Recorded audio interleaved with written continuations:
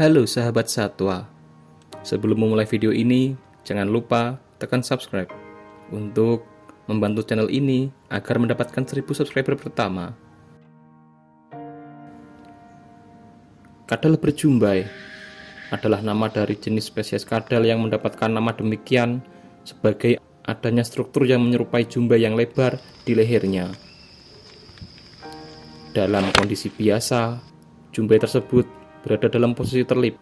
Keberadaan jumbai tersebut lantas membuat kadal berjumbai terlihat seperti hewan yang agresif. Namun, kalian tidak usah khawatir. Kadal berjumbai bukanlah kadal yang beracun atau berbahaya bagi manusia. Fungsi kadal ini memiliki jumbai adalah untuk membuat penampilannya terlihat lebih menakutkan, supaya makhluk lain tidak berani macam-macam dengannya.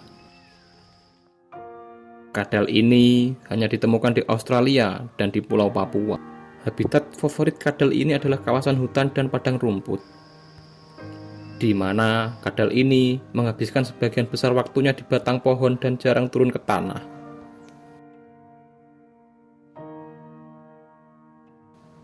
Tubuhnya berbentuk ramping dengan ekor yang panjang serta sisik berwarna kecoklatan atau kemerahan. Di bagian lehernya, kadal ini memiliki sepasang tonjolan, di mana tonjolan tersebut tidak lain merupakan jumbai yang sedang terlipat. Di bagian punggung dan ekornya dipenuhi oleh garis-garis tegak berwarna kehitaman.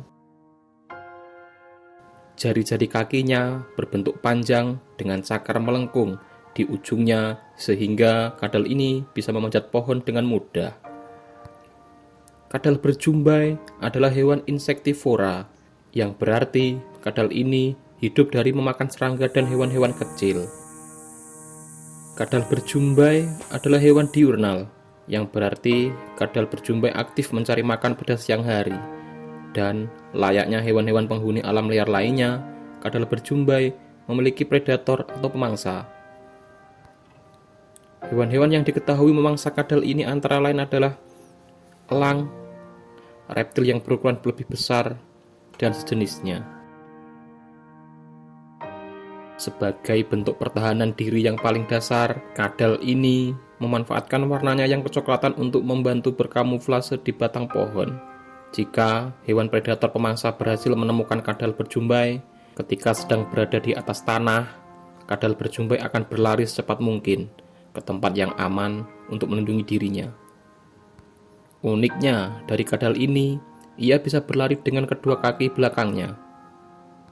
Jika si kadal dalam kondisi terpojok, barulah kadal berjumbai menggunakan metode pertahanannya yang paling terkenal.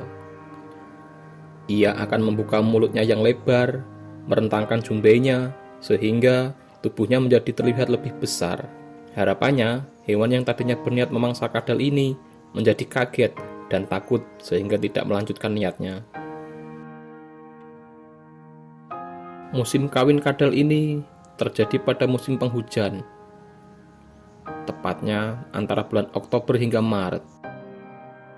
Biasanya, sang jantan akan mengusir pejantan lain yang memasuki wilayah mereka dengan cara merentangkan jumbainya yang besar, namun membiarkan betinanya masuk. Sesudah melakukan perkawinan dengan pejantan, betina akan mencari tempat yang cocok untuk membuat sarang dan menaruh telur-telurnya. Sarang kadal ini berupa cekungan di atas permukaan tanah berpasir dan tidak memiliki tanaman teduh di atasnya, supaya telur-telur bisa mendapatkan panas matahari langsung untuk membuatnya cepat menetas. Kadal betina akan selalu menjaga dan mengerami telur-telurnya sampai selama 70 hari. Jumlah telur yang biasanya dikeluarkan seekor kadal bisa mencapai 13 butir. Begitu telur-telurnya menetas, selesai sudah tugas betina, karena bayi-bayi kadal berjumbai sudah harus bisa hidup mandiri dan mencari makan sendiri. Kadal ini bisa tumbuh hingga sepanjang 85 cm dan hidup hingga usia 9 tahun. Betina umumnya berukuran sedikit lebih kecil daripada pejantan. Kadal berjumbai yang hidup di Australia memiliki ukuran rata-rata yang lebih besar daripada yang hidup di Pulau Papua. Kadal ini menghadapi beberapa ancaman, terutama hilangnya habitat mereka akibat deforestasi dan perusakan lingkungan. Konservasi habitat dan kesadaran akan pentingnya menjaga keragaman hayati di alam liar sangatlah penting untuk melindungi kadal berjumpai dan spesies lainnya.